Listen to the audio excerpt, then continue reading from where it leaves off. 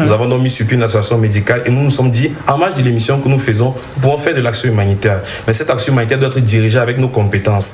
Faire des dons, c'est bien, mais nous avons la capacité de prodiguer des soins de santé. Pourquoi ne pas les mettre au service des personnes vulnérables? Alors, par personnes vulnérables, nous entendons les handicapés, les orphelins et bien d'autres.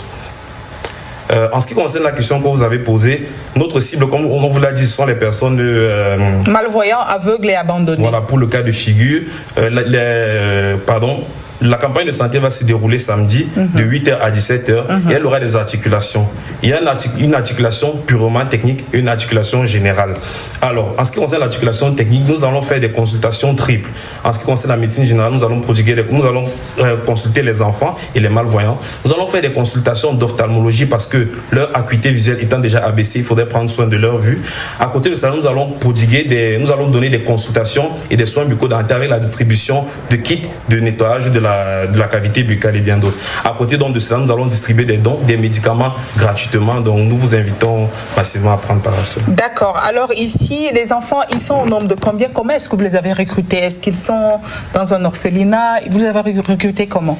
Alors, merci pour la question. Le foyer des enfants malvoyants, abandonnés et aveugles du colonel Pierre Rouffignac est situé au niveau de Bataloncac.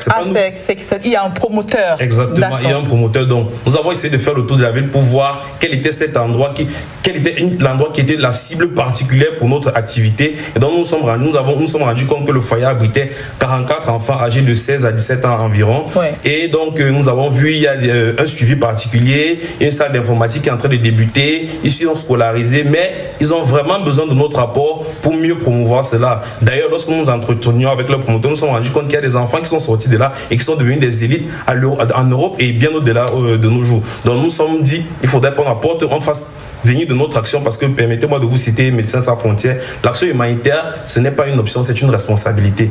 Chacun de vous, même si vous dites je n'ai pas le milliard, qu'est-ce que vous avez comme qualité que vous pouvez mettre au service de la communauté? C'est ce que nous nous sommes dit. Nous nous sommes dit, pour accompagner ces enfants-là en ce décembre de Noël, nous devons les tenir par la main pour un avenir meilleur.